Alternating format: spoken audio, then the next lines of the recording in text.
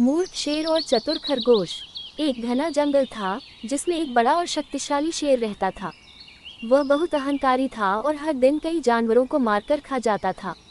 जंगल के सभी जानवर उससे बहुत परेशान थे। एक दिन जंगल के सभी जानवर शेर के पास गए और उससे विनती की, हे वनराज, आप प्रतिदिन कई जानवरों को मारते हैं। इससे जंगल में जानवरों की संख्या कम होती जा रही है। यदि आप हमारी बात मानेंगे तो हम रोज़ाना एक जानवर को आपके पास भेज देंगे और आपको शिकार करने की आवश्यकता नहीं पड़ेगी। शेर ने कुछ देर सोचा और फिर सहमत हो गया। उसने कहा, ठीक है, लेकिन यदि किसी दिन मुझे मेरा भोजन नहीं मिला तो मैं पूरे जंगल को तहस नहस कर दूंगा। जानवर सहमत हो गए और अब हर दिन एक जानवर शेर के पास भोजन के रूप में जाने लगा।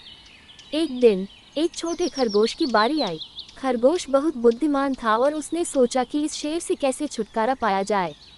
खरगोश जानबूझकर देर से शेर के पास पहुंचा। शेर बहुत भूखा था और गुस्से से आग बबूला हो रहा था। उसने दहाड़ कर पूछा, अरे मूर्ख, इतनी देर क्यों लगाए? क्या तुझे मेरी भूख का अंदाजा नहीं है? खरगोश ने हाथ जोड़कर कहा, महाराज, इसमें मेरी कोई गलती नहीं है।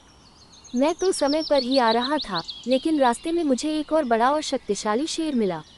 उसने मुझे रोक लिया और कहा कि वह इस जंगल का राजा है और सारे जानवरों को वह खाएगा। ये सुनकर शेर और भी क्रोधित हो गया। उसने पूछा, क्या दूसरा शेर कहाँ है वह? मुझे अभी उसे दिखा। खरगोश ने कहा, महाराज, वह पास के ही एक कुएं में छिपा हुआ है।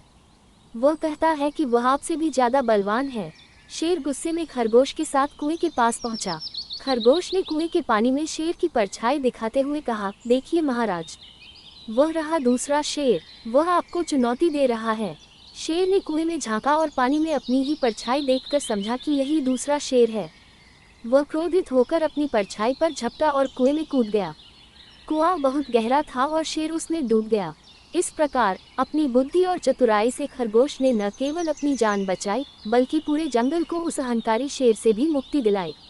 सीख: इस कहानी से हमें ये सीख मिलती है कि शारीरिक बल से अधिक बुद्धि और चतुराई महत्वपूर्ण होती है।